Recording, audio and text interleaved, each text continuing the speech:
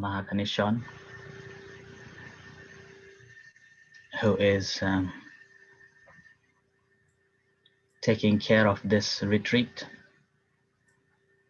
Meanwhile, all the Venerable Mahasangha and their meditation practitioner.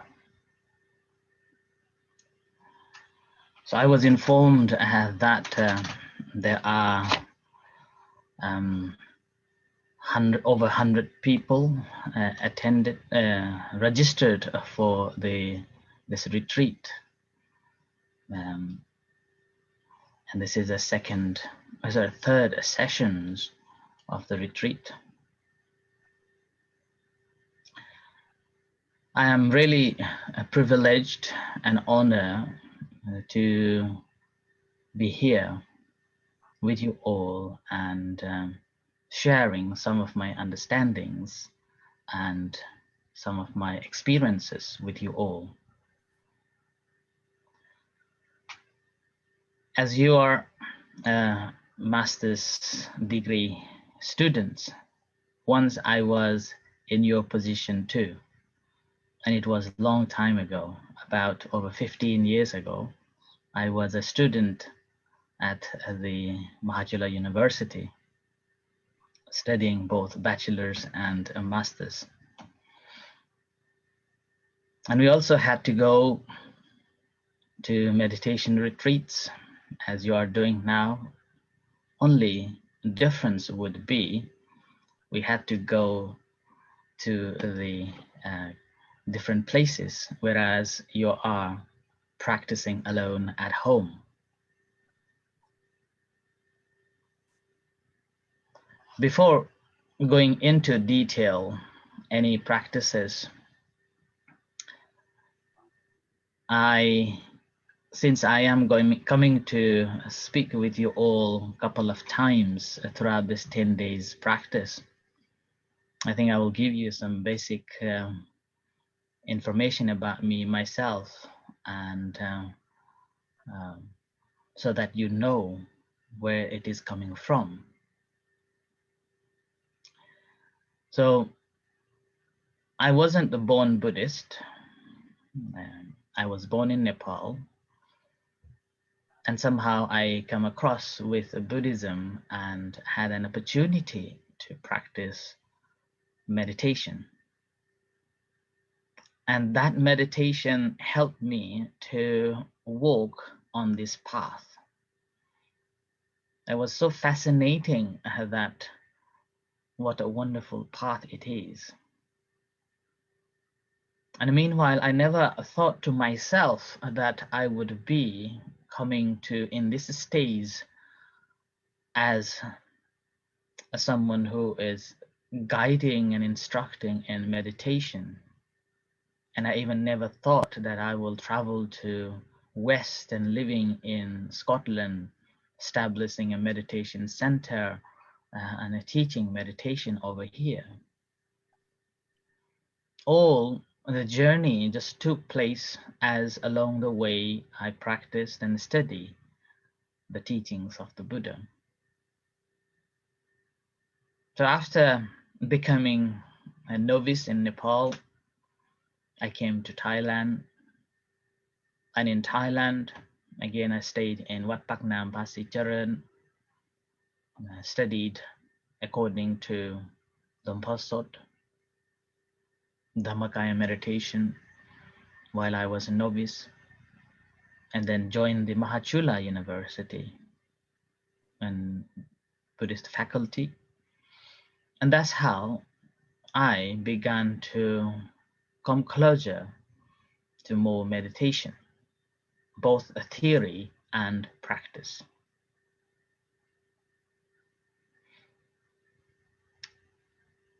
While I was in Nepal, I also had an opportunity to practice the Anapanasati according to the tradition that is very famous, Goenka Guruji's centers.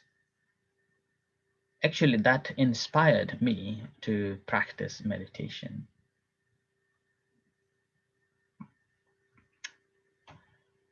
After I joined the Mahachula, I had a lot of questions, and I had a lot of doubts on different practices. I had a very strong view that the meditation practice, even just one, would be good enough to practice and you can be enlightened. But that wasn't the right attitude.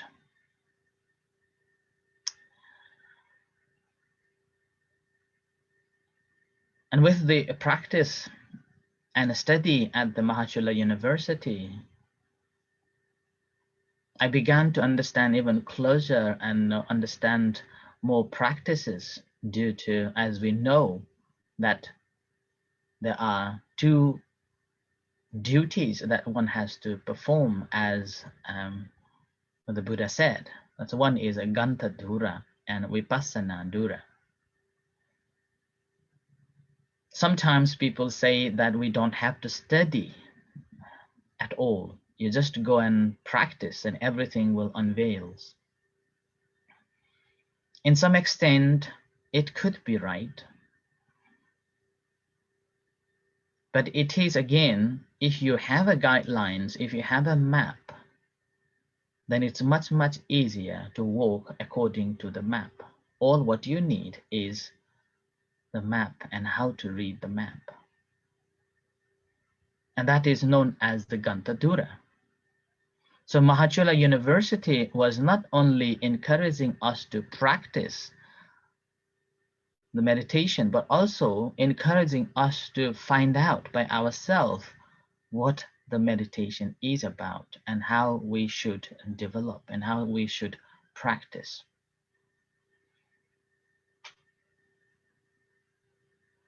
And if we read and study the Gantadura or the study the Tipitaka, we come to understand that all the techniques that we are studying, all the techniques that we are studying nowadays, are pretty much is revolved version. Some of us, we know that the rising, falling of abdomen, we know that Anapanasati, we know the Buddha, we know Samma Arahang, or even the movement,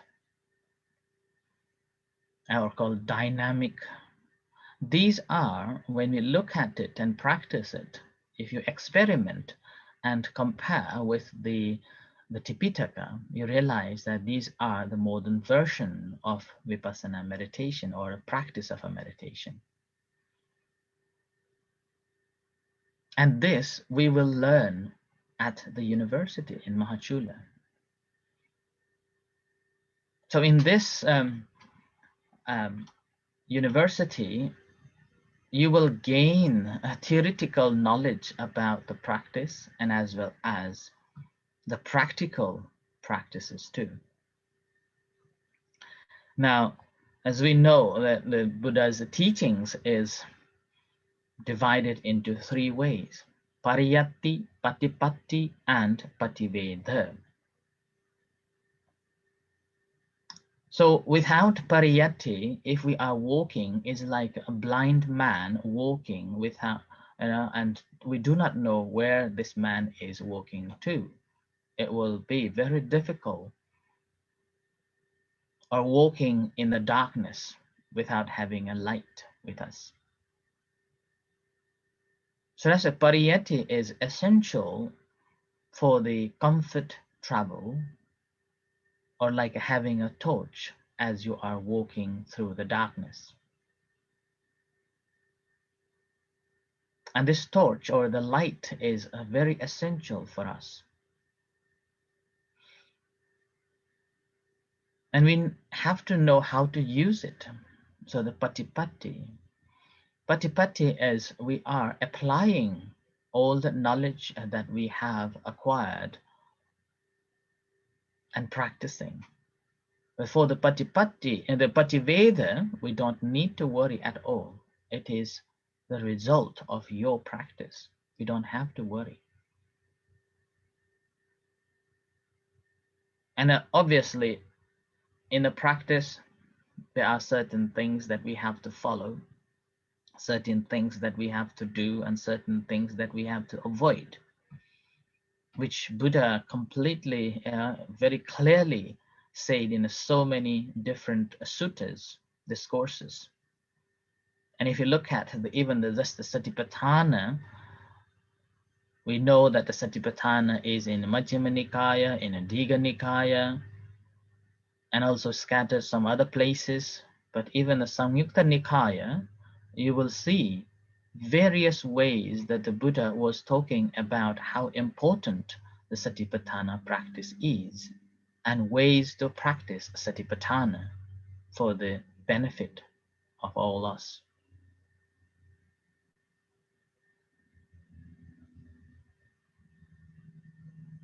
And this practice obviously requires, as Luang Por Thep Visuddhi normally uh, refer every retreat, that we all have to have Sila Samanyata, that we have to observe the Silas equally. When we go to the retreats, we were requested to observe, the Apatideshana for the monks and for the lay people, lay followers, observing the 8 precepts. So that will come and bring us to the normality. And a second factor that's really important that normally Chakun Thep used to tell us in the retreats, that Ditti Samanyata.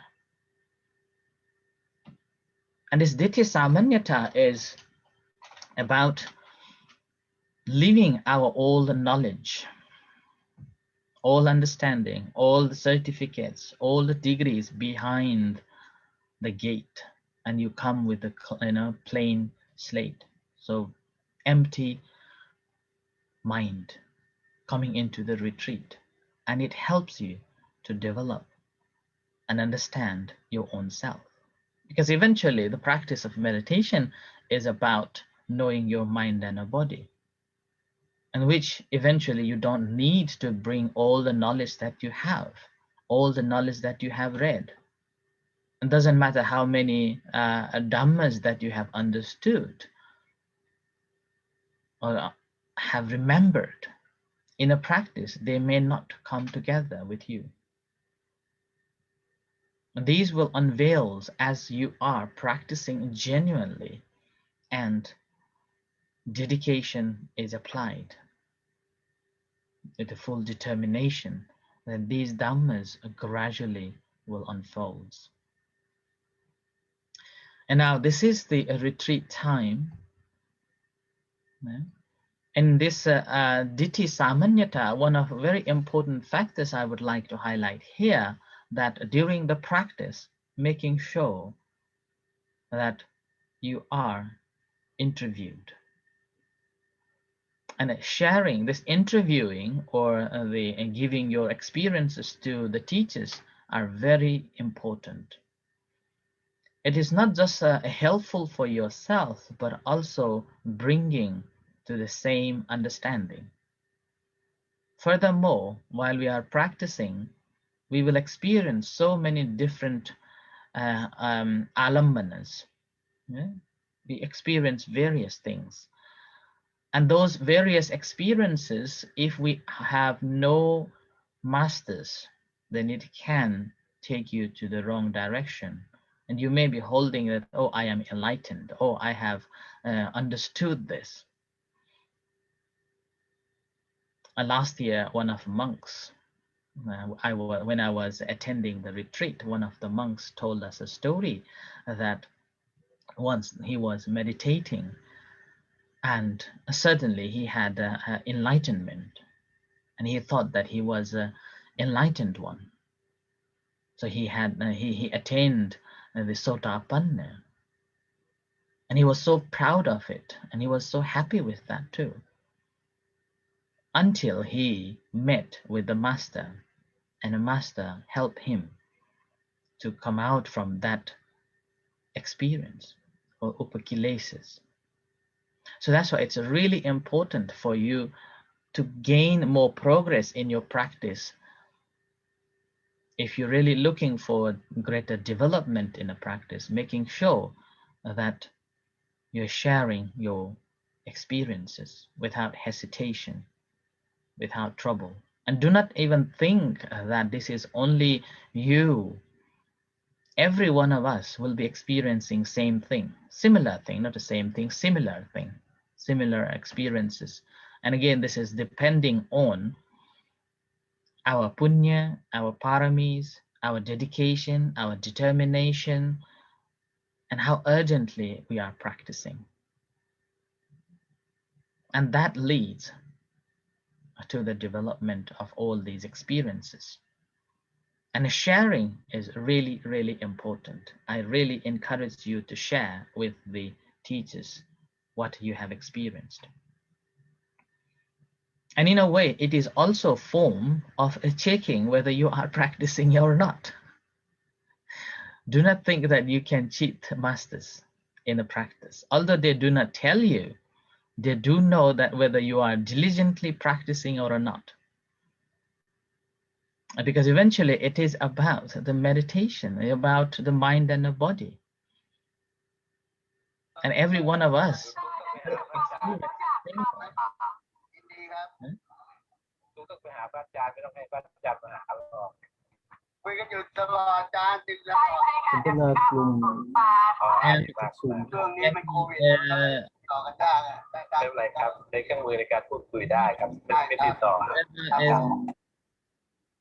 thank you. Okay. So that's why it's really important that you are sharing. Right? And never think that you can cheat masters in the practice. And this also brings you to the greater understanding, because they will give you some ideas and how to deal with that. Now, as we are in a retreat,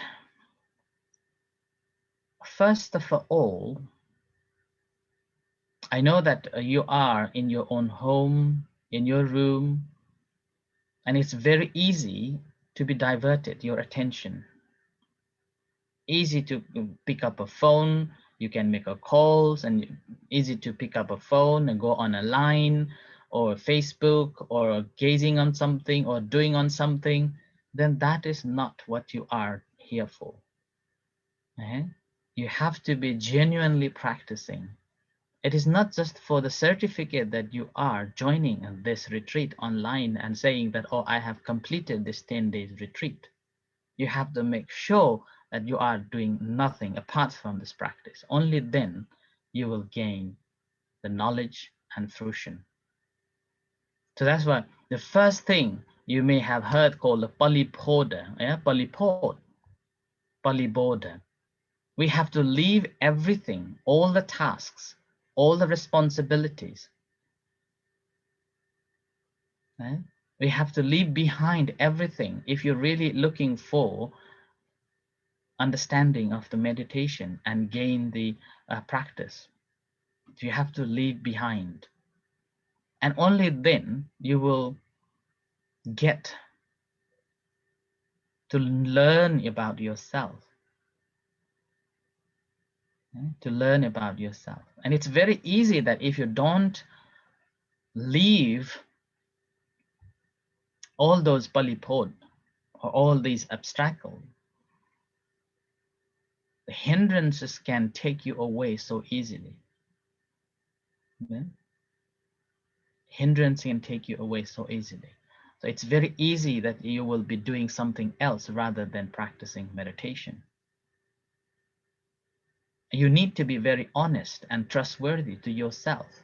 And that is the main teachings of the Buddha, to learn about yourself. If you are not trustworthy, if you are not doing with faithfully, then unlikely that you will gain any knowledge, or unlikely you will understand the teachings. And meanwhile, it's a practice. It's not the time to do anything else. So Leaving all the responsibilities and duties are very essential for the practice to gain the samadhi, to gain the right understanding. And meanwhile, with that, what happens is that you are training yourself too. You are taming yourself. Our mind is not easy to tame, as we know, and it's not easy to train. By taming, now you are making a resolution that you are not going to do anything during this time of the 4 sessions of a day. I even not going to pick up a phone. Forget about talking on a phone. I'm not going to pick up a phone. I am going to dedicate this time to practice meditation and learning about my own body and mind.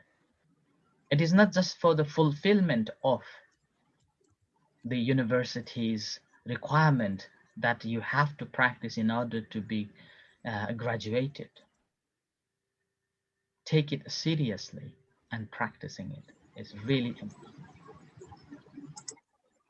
And further on, after you have given up all these burdens, responsibilities, and duties, it's very important that you dedicate yourself to the Lord Buddha.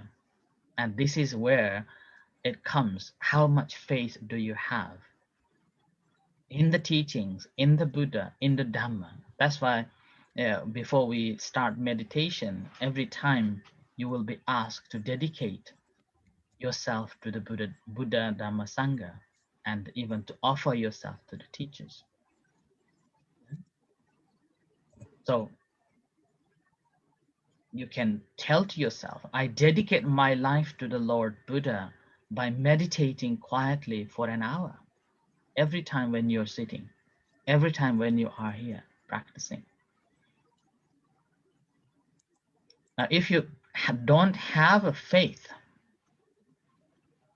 in yourself, in the practice, in the Buddha, in the Dhamma, in the Sangha, then unlikely that we can develop our understanding, unlikely that we can gain better practices in the practice of a meditation. And not only the practice of a meditation, as a Buddhist, I believe everyone here who are attending are Buddhists. We have to show our faith and confidence and believing in the Buddha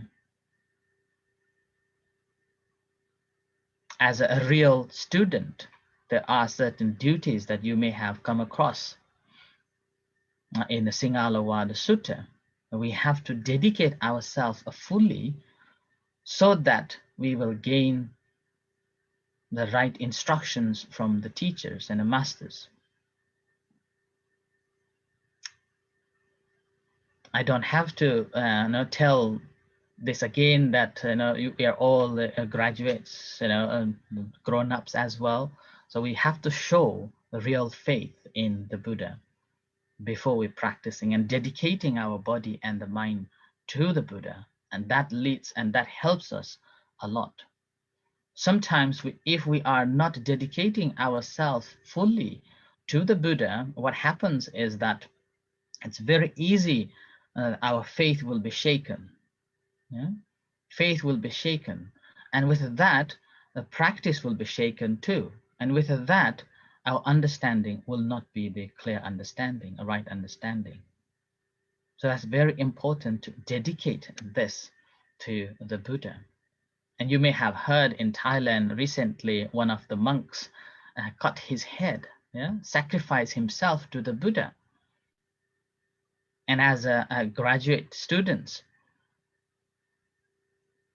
postgraduate students, I believe that you may come across with this topic again and again, and we'll be discussing about it, whether it is right or wrong. But we have to think of his faith, that how great his faith was, even to chop his head.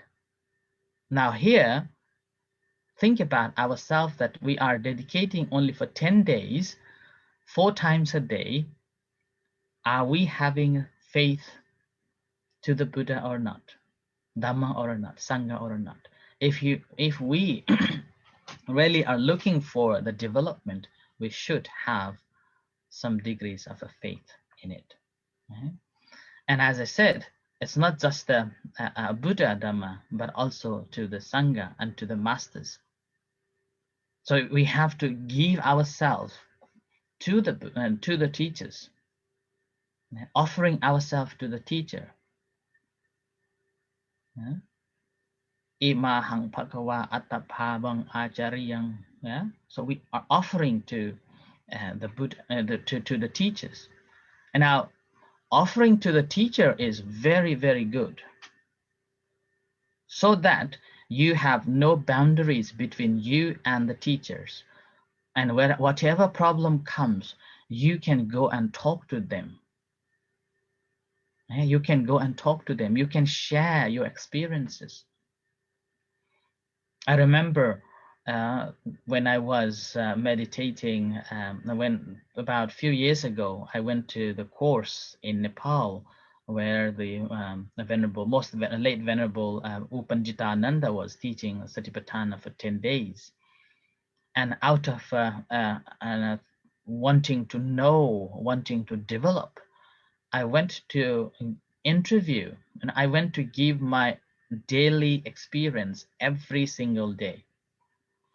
Although I was told not to come, it's enough for me that you don't have to come to give any reports on a meditation. You can continue practicing.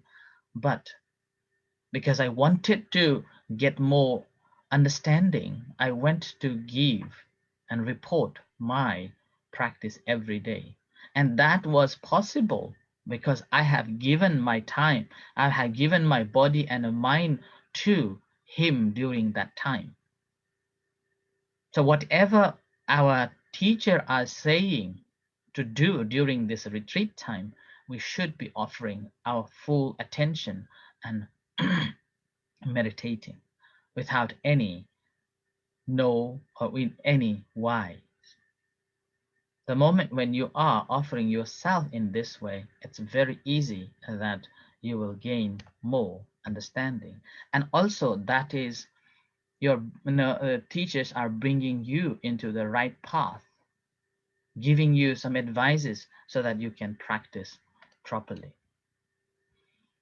Meanwhile, after you have offered yourself to the teachers, we have to offer the loving kindness. Practice of a loving kindness is one of the great things that we have to do. And you may share it to yourself and then to others. Basically, this practice helps to release any problems and obstacles that we are going through mentally and emotionally. An ability to let go and let be free, so that after that, the practice will be much easier. You can practice more easier, more free. There is no disturbances, there is no obstacles. So as you practice, you may practice saying of loving kindness, may all beings be happy, may all beings be well, may all beings be free from sufferings, and so on.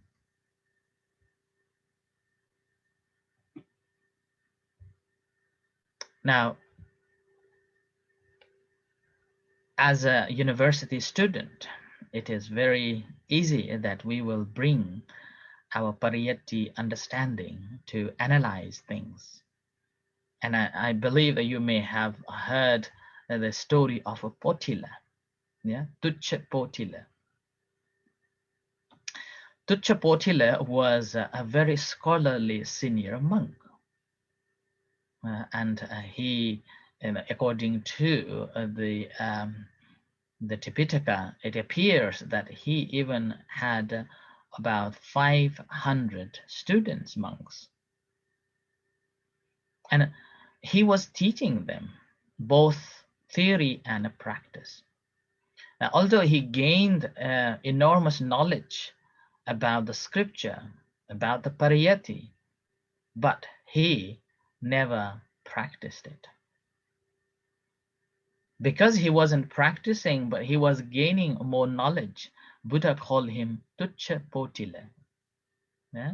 So that means an empty scripture. Yeah? Empty scripture. And so every time when he comes to pay respect to the Buddha, he would simply say, "Oh, Tucca Potila."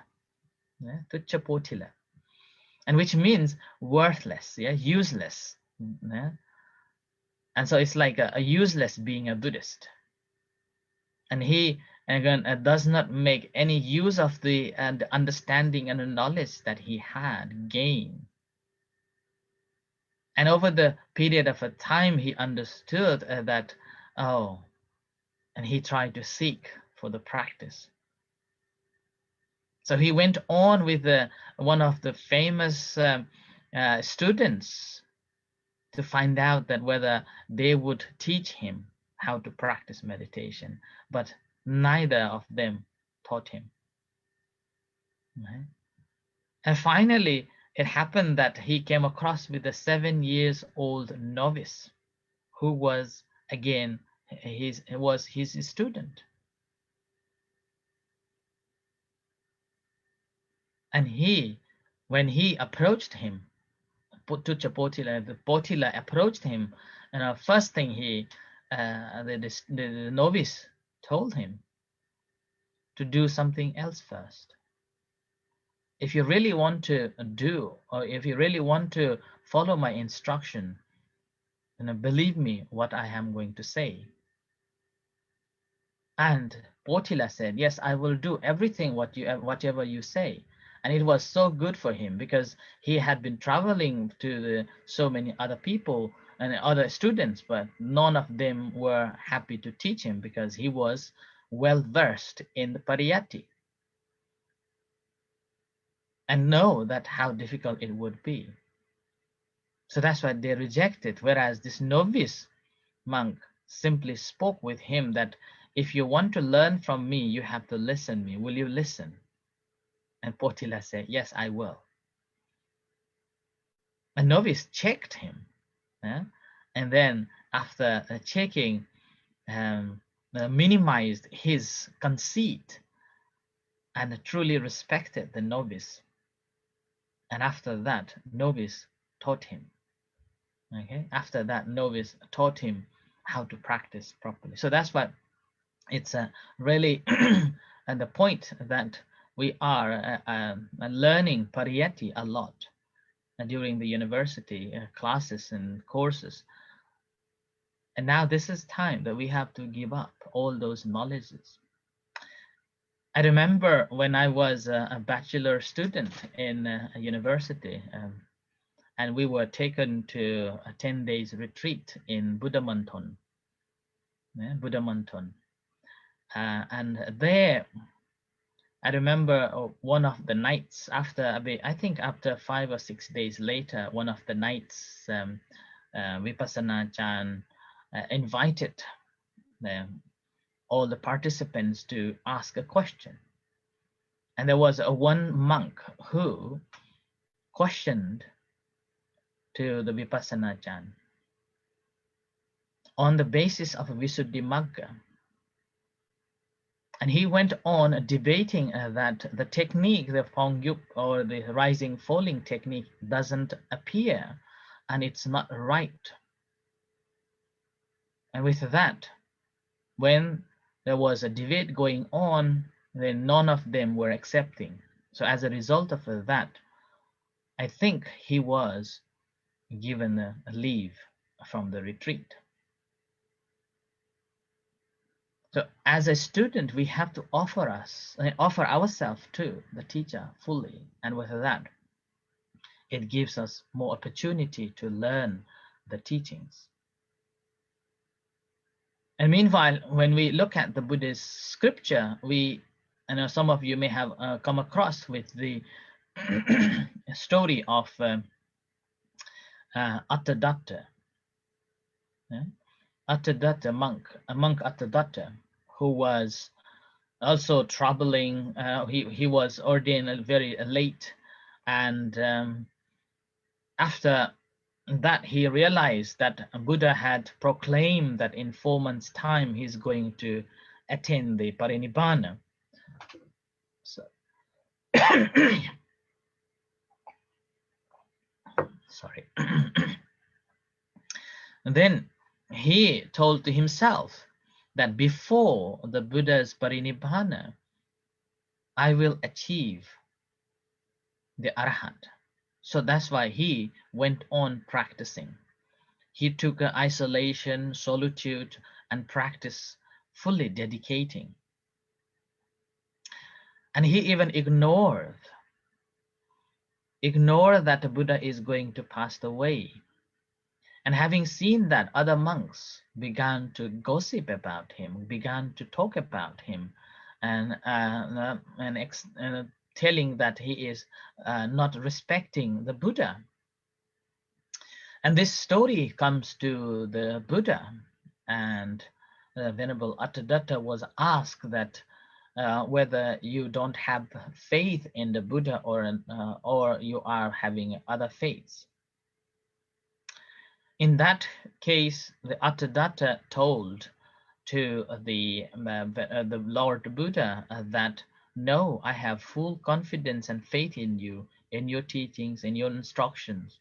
All what I'm doing is because you're going to pass away soon, and I want to be enlightened before you pass away. Yeah? So having heard that, Buddha praised in the middle of the monks, saying that, oh, I appreciate this Attadatta who worship me by constantly practicing meditation. So he wasn't just learning, but he was practicing properly to venerate, so-called Dhammano Dhamma Patipattiya Buddhang Pujemi. So with the full practice, he was worshipping to the Buddha.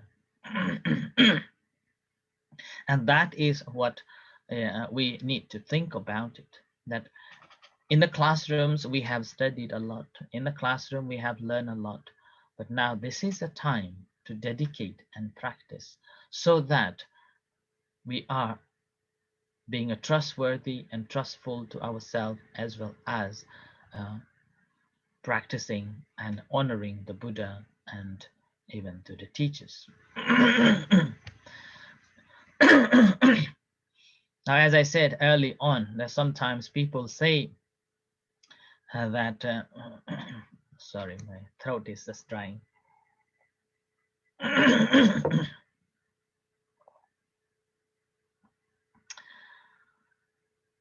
As I said, that sometimes people say we don't have to learn, but we do have to learn too. And then again, it doesn't mean that a learned ones only can attain the insight in the practice. Actually,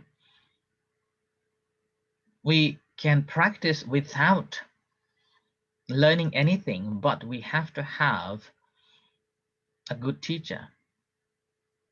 If you have a good teacher who can scold you when we do something wrong, and we can get instructions when we need it to, then there's a possibility that we can gain a more understanding and practice, in which there are plenty of examples in the scripture as well as in our day-to-day life too. In present day, there are so many monks and lay followers who were not educated, but with having masters around them, they managed to develop their understanding and practice, and again, great knowledge.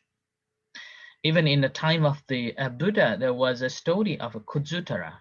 I hope that you remember. Kujutara was the servant. Yeah? Kujutara was the servant of Queen of Udain, Samavati.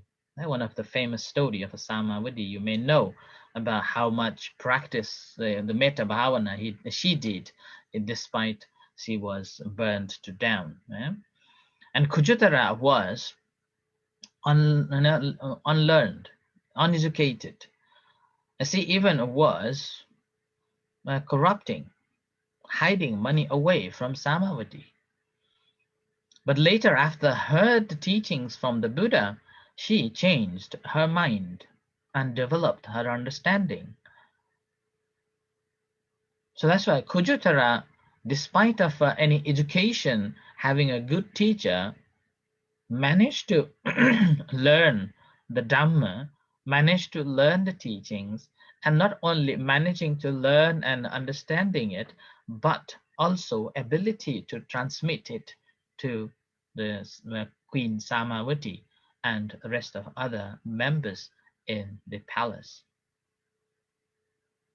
So it's really important that we have a good teacher while we are learning. With that, it helps us to develop our understanding. And here, even nowadays, like Kunme Siri in Thailand, who was well versed in the practice, and there is Mechi Keo. There's so many other people as well as become one who learn it and transmit the teachings of the Buddha and the practice. So it's really, really important to have a good teacher. Okay? And now I think it's a time that I would like to say further one more thing, that when you are practicing, it's a matter of knowing, matter of perceiving things. It doesn't matter what you name or what you say in a words. Like in a Vipassana meditation as taught in Mahachula University is observing the rising and falling of abdomen. And this observing a rising and falling of abdomen, initially I found it very difficult, but later on I found it much, much easier. And later on I even found that Mahasi Sayadaw also used to practice the breathing meditation. But later on, when he was teaching to the members of community, found that this rising and falling is very, very easier to concentrate, to feel it. And even the Buddha said in the Satipatthana or Anapanasati that know that breathing in and breathing out, but didn't say where.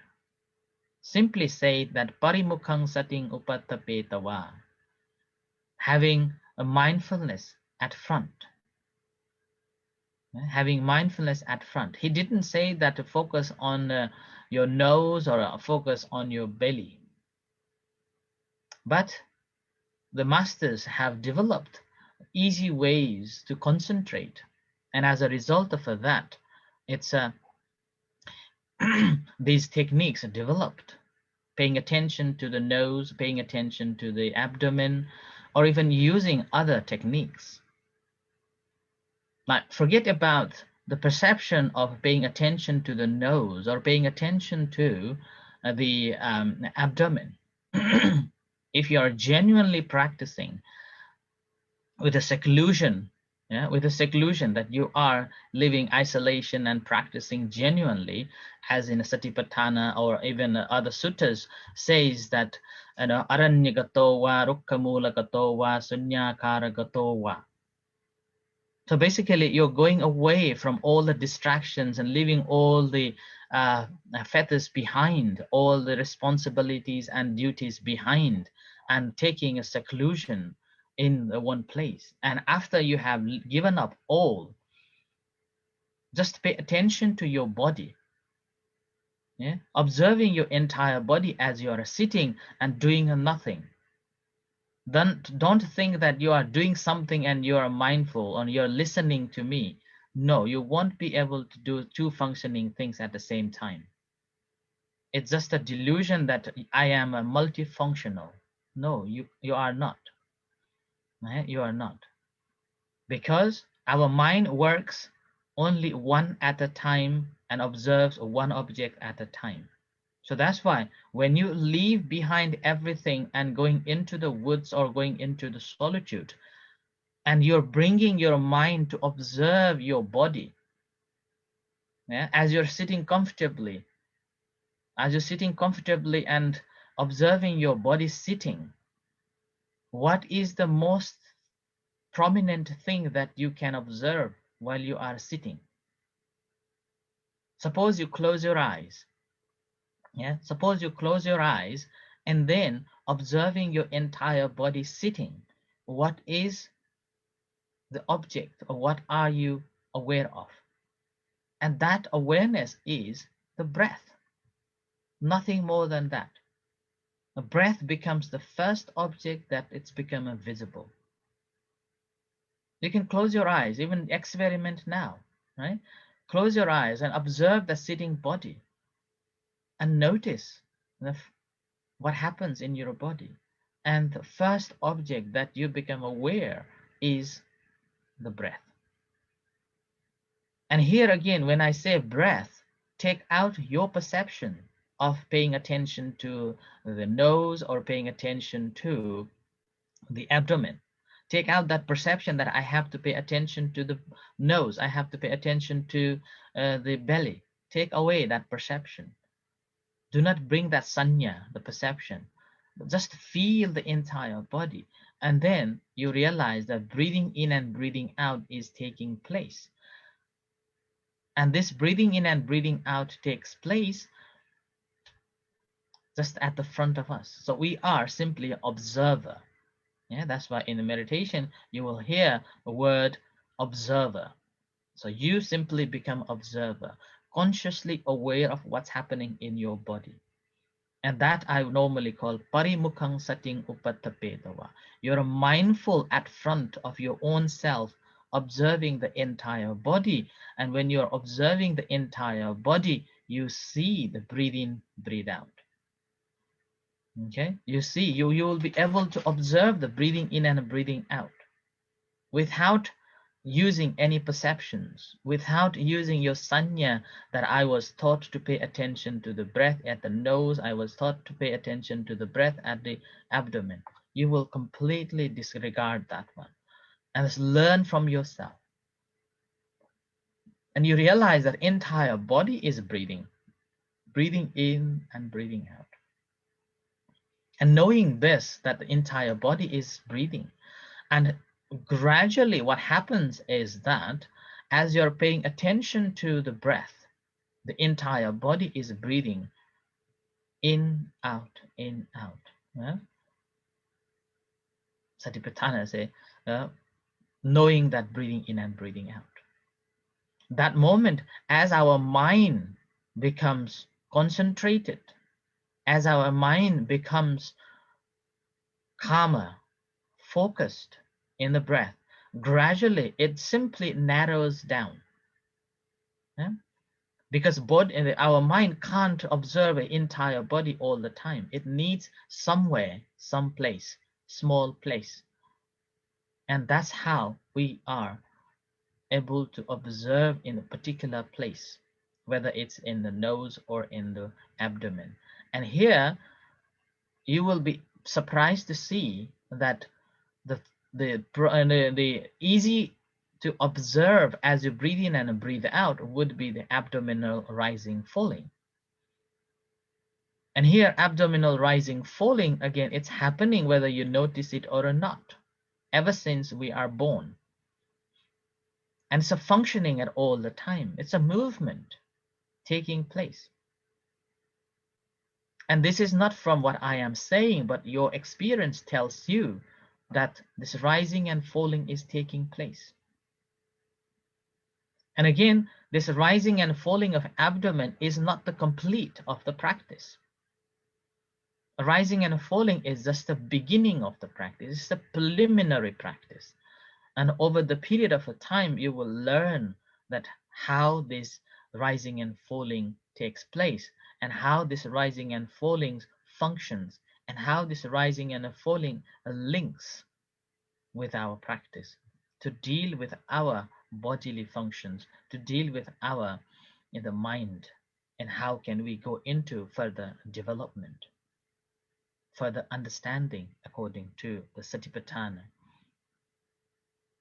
So that's why I would encourage you to check yourself, this today, or this during this retreat time, that rather than taking your perception of I have to pay attention to the breath at the nose, or I have to pay attention to the abdomen, feel yourself to free yourself from all the perception, all the sanya, and observing the entire body as you are sitting. And talk to your body, feel your body, understand your body, listen your body, and then you will realize that there is a breath coming in and going out. The breath, this body is basically breathing in and breathing out. And as you observe this breathing in and breathing out taking place in your body, gradually you will be surprised to see that it's so easy to pay attention to the abdomen. And it's so easy to go into the Kanika Samadhi. It's a momentary concentration, develops very easy. And as you pay attention to it again and again, gradually what happens is that it's become a second nature. Whether you intentionally paying attention to the rising, falling of abdomen or not, any other time when you are free, you will automatically take that as your object, and you immediately go into the samadhi in your daily life. And that is the beauty of vipassana meditation. We are learning here so that we can use it in our daily life. Any skills that we learn, we have to put a lot of effort and a lot of dedication, and you put a lot of concentration on it too. If any other skills that you are going to learn, you can spare time, you can dedicate fully, you can leave every duties and responsibilities aside. What about this skill that will help you to be happy in your life until your death?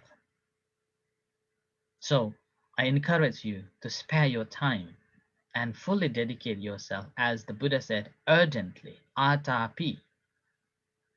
Atapi, put your full effort, not just a corrupted mind that I am in this retreat and I'm going to fulfill, so eventually I am going to get the certificate. So that is, I would not encourage you to have.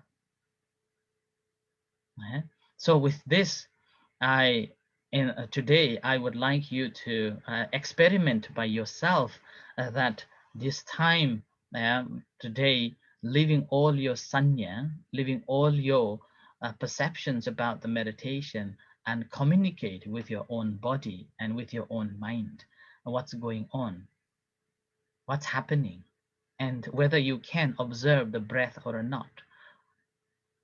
So it's in line with the teachings of the Buddha, experimenting yourself and understanding which object should I use for my own practice. And you will use that.